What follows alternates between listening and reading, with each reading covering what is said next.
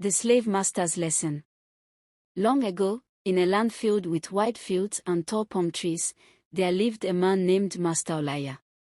He was rich and proud. His house was large, with painted walls and wide doors, and he had many slaves who worked in his farm and home. Every morning, the slaves would rise before the sun, sweep the yard, fetch water, and tend to the fields.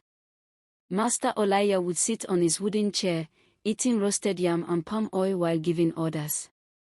He thought himself wise, but he had never walked in the sun, never carried water, and never planted a seed with his own hands. One of the slaves was a young man named Akin. Unlike the others, Akin was quick with words and sharp with ideas. Even though he was a slave, he never lost his smile. When others complained, Akin would tell little jokes, or sing songs that made work lighter. One day, Master Olaya gathered all the slaves and said, "Listen. I am planning a great feast. Guests from far and near will come. I want the farm to look fine, the animals fat, and the house shining like the moon.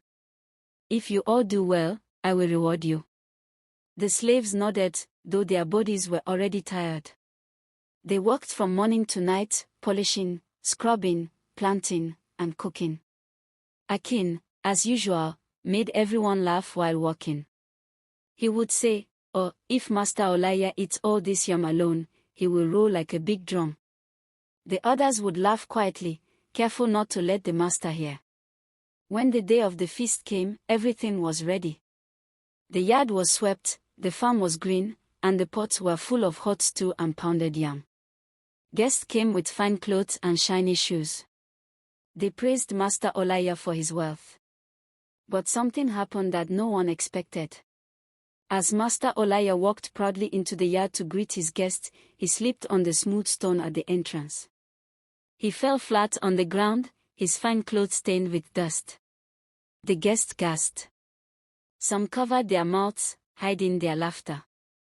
Embarrassed, the master shouted, "Who left this stone here? Which of you slaves will I punish for this shame?" But before he could continue, Akin stepped forward. He bowed low and said, "Master, it is not the stone that is guilty. The stone has always been there.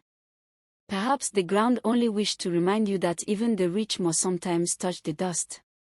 The guests laughed softly, not at the master but at Akin's clever words. Even Master Olaya paused.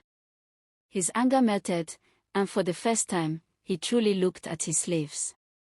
Their backs were bent from work,